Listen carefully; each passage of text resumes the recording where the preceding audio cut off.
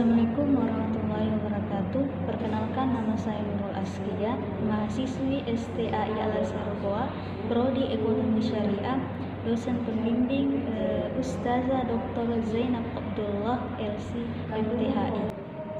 Baiklah, di sini saya akan membahas tentang beriman kepada hari akhir. Jadi apa yang dimaksud dengan hari akhir? Jadi, hari akhir menurut bahasa artinya hari penghabisan atau disebut dengan hari pembalasan. Sedangkan menurut istilah, hari akhir adalah hari mulai hancurnya alam semesta beserta isinya dan berakhirnya semua kehidupan makhluk Allah Subhanahu wa taala.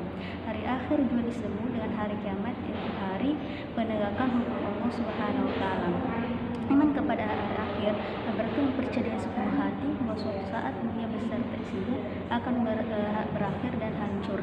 Manusia akan dibangkitkan dari kuburnya menuju akhirat untuk mempertanggungjawabkan semua apa yang dilakukan di muka bumi ini. Dan iman kepada hari akhir adalah sendi-sendi yang sangat penting dalam akidah Islam. Dan adapun nama-nama lain dari hari akhir, yang pertama yaitu Yaumul Al-Qiyamah, hari kiamat, yang kedua Yaumul Al-Zalzalah, hari kebencanaan, dan yang ketiga Yaumul Akhir, hari akhir, dan yang keempat Yaumul At-Tanad, hari panggil memanggil, dan yang kelima Yaumul Al-Wazni, hari penimbangan, yang keenam Yaumul Hisab, hari perhitungan, yang ketujuh Yaumul Fasli, hari keputusan, dan yang kedelapan Yaumul At-Taqabun, hari kerugian, yang kesembilan Yaumul Hasir, hari penyesalan, dan yang ke-10 Yaumul Bas, hari kebangkitan. Dan kiamat tidak akan terjadi sebelum diikuti oleh beberapa tanda. Dan tanda-tanda kiamat itu dibagi menjadi dua, yaitu yang pertama kiamat sughra dan kiamat kubra. Dan adapun tanda-tanda kiamat sughra, yang pertama jumlah ulama atau ahli agama yang semakin sedikit dan banyak orang bodoh yang mengaku ulama dan menyesatkan umat. Dan yang kedua, perzinahan dilakukan terang-terangan dan sudah menjadi suatu kebiasaan di masyarakat luas. Dan yang ketiga, begitu pula mabuk-mabukan yang dilakukan seolah-olah bukan perbuatan yang diharamkan. Dan yang keempat, banyak wanita yang berdandan atau berpenampilan seperti pria, dan begitu pula pria yang berpenampilan seperti wanita. Dan kelima, umat manusia berlomba menuntut kekayaan dengan jalan yang tidak halal serta maraknya praktik riba. Keenam, para orang tua menjadi budak dan diperlakukan sewenang-wenang oleh anaknya. Ketujuh, sering terjadi bencana alam, pembunuhan, dan peperangan. Kedelapan, orang-orang mengganti nama minuman keras dengan nama-nama lain. Kesembilan, disia-siakannya amanat.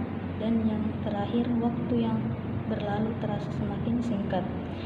Dan adapun tanda-tanda kiamat kubro, yaitu yang pertama dukhon atau kabut. Dukhon adalah kabut hitam yang sangat panas dari langit yang akan memenuhi bumi selama 40 hari dan 40 malam. Kata Rasulullah SAW, orang-orang kafir sampai melepuh kulit-kulitnya dan dari lubang hidungnya keluar asap dan dari mulut mereka juga keluar asap. Bahkan mata mereka seperti mau lepas dari tempatnya, telinga mereka mempecah, jantung mereka seperti panas terbakar. Akan tetapi umatku yang lurus dan amal soleh mereka yang baik, maka seperti mereka hanya seperti terserang flu. Bumi akan gelap gulita, bahkan tidak bisa membedakan antara siang dan malam. Dan setelah dukhon hilang, maka iklim udara berubah drastis menjadi panas, air susah didapat, dan sejak itu kelaparan mulai melanda bumi. Dan tanda-tanda kiamat yang kedua yaitu keluarnya Al-Masih Dajjal. Dajjal sang pembohong besar. Rasulullah SAW mengabarkan bahwa Dajjal itu mata kanannya rusak, memiliki kulit yang hitam kehitaman, dan memiliki dahi yang lebar, dan setiap orang beriman bisa membaca di dahinya tertulis kafaro, baik orang yang bisa membaca Arab atau tidak, mereka tetap akan bisa membaca tulisan di dahi Dajjal. Rambutnya keriting dan orangnya tinggi besar, dia akan mengaku sebagai Tuhan, dan Dajjal akan datang dengan bergunung-gunung makanan. Dan Dajjal datang dengan membawa perumpamaan surga dan neraka. Maka yang ia katakan surga sebenarnya adalah neraka katakan neraka sebenarnya adalah surga. Dajjal tinggal di bumi selama 40 hari. Sehari pertama seperti setahun, lalu sehari kedua seperti sebulan, kemudian sehari ketiga seperti seminggu, dan hari-hari berikutnya seperti hari-hari biasa. Tidak ada satupun tempat di muka bumi ini yang tidak disinggahi oleh Dajjal kecuali Mekah dan Madinah. Kata Rasulullah SAW, apabila kalian mendengar Dajjal keluar dari suatu daerah, maka menghindarlah walaupun kalian harus lari ke gunung-gunung. Dan apabila kalian bertemu dengan Dajjal, maka kokohkanlah iman kalian walaupun kalian akan dibunuh, maka tetapkan kokohkan iman kalian. Dan tanda-tanda kiamat yang ketiga yaitu kemunculannya Imam Mahdi. Di hari akhir nanti akan muncul seorang laki-laki dari keturunan Ahlul Bait yang sangat mirip dengan nama Rasulullah SAW.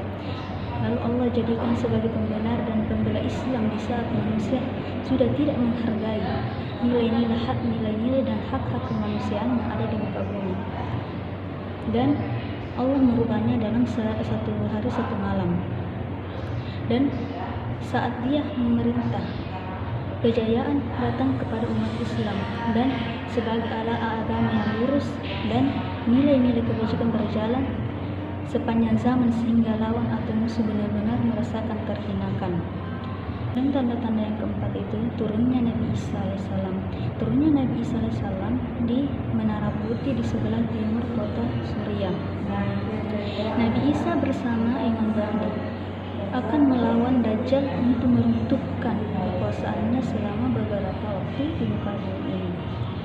Dajjal terbunuh di depan pintu Lut atau Masjidil Aqsa, dan setelah matinya Dajjal, maka Islam akan jaya. Disebut dalam hadis Nabi Isa akan memimpin di muka bumi ini selama 40 tahun dengan ketenangan dan menerapkan hukum-hukum Islam.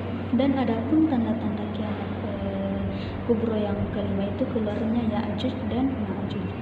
Ya'juj dan Ma'juj adalah dua kelompok manusia yang hidup di zaman pemerintahan Zulkarnain. Adapun ciri-ciri mereka, mata mereka sedekannya kecil sehingga mata mereka kelihatan sipit, tapi bola mata mereka besar, memiliki rambut yang keriting dan postur tubuh yang sama dengan manusia. Jika hari kiamat telah dekat, maka kedua kelompok tersebut akan keluar ke muka bumi untuk melakukan kerusakan. Jumlah mereka sangat banyak. Bahkan Allah merintahkan Nabi Isa bin Maryam dan umat-umatnya untuk berlari ke gunung-gunung. Dan Allah merintahkan Nabi Isa untuk berdoa khusyuk, dan Allah pun mengabulkan doanya.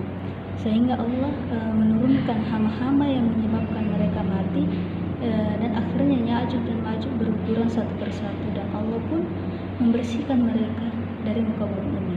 Dan pada saat itu Nabi Isa memimpin lagi di muka bumi ini sampai beliau meninggal. Dan tanda-tanda kiamat kubra yang keenam yaitu keluarnya hewan melata yang dapat berbicara di tengah-tengah manusia, yaitu muncul makhluk aneh yang disebut dengan dabbah. Dabbah yang berarti hewan melata yang dapat berbicara seperti manusia dan badannya dipenuhi dengan bulu-bulu. Dan hewan melata ini mendatangi orang-orang kufur dan menasihati mereka dan mengingatkan mereka.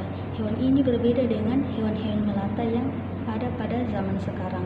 Hewan ini berukuran besar, mampu berbicara dengan menggunakan bahasa yang seluruh manusia yang memahaminya. Dan adapun tanda-tanda kiamat kubro yang terakhir itu terbitnya matahari dari barat. Pada hari kiamat akan ada tanda-tanda bahwa matahari akan terbit dari ufuk barat dan terbenam di ufuk timur.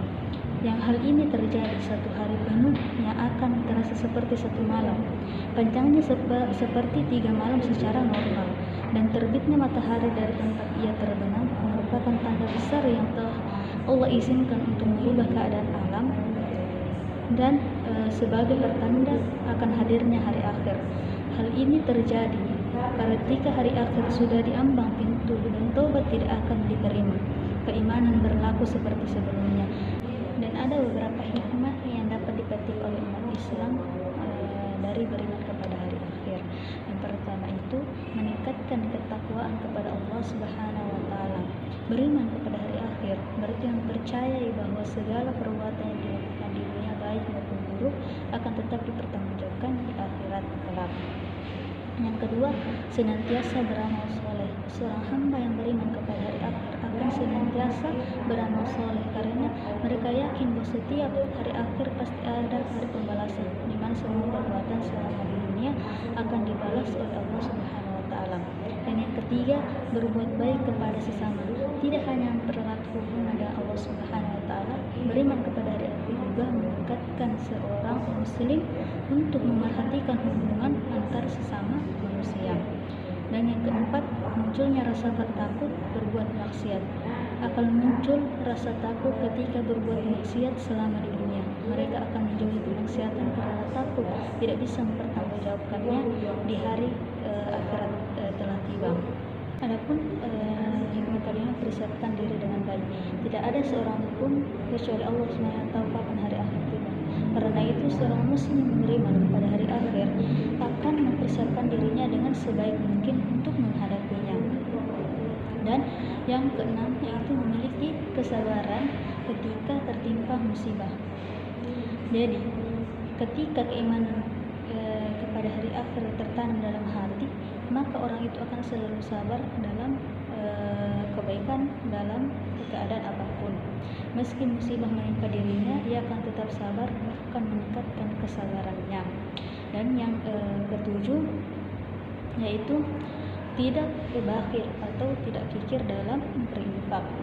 Ketika seseorang beriman kepada hari akhir, ia akan selalu berinfak di jalan Allah dengan tidak kikir, karena ia tahu bahwa akibat kikir terhadap hartanya itu di kemudian hari, serta ia tahu pahala yang berlipat ganda yang diterima bila ia berinfak di jalan Allah Subhanahu wa taala. Dan yang kedelapan yaitu mau berjihad di jalan Allah dengan jiwa dan harta.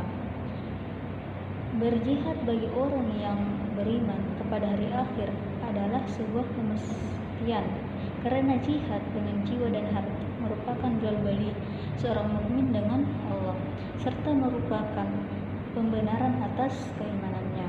Dan yang kesembilan, selalu berbuat baik dan benar. Orang yang beriman kepada hari akhir akan selalu berbuat baik dan benar dalam hidupnya. Mengapa harus berbuat baik dan benar? Karena perbuatan baik belum tentu benar, tetapi perbuatan yang benar sudah pasti baik. Dan yang ke-10, selalu beramal soleh dan meningkatkan ketaatan kepada Allah Subhanahu wa taala. Orang yang beriman dengan adanya hari akhir, yakin dan mengharap akan bertemu dengan Allah.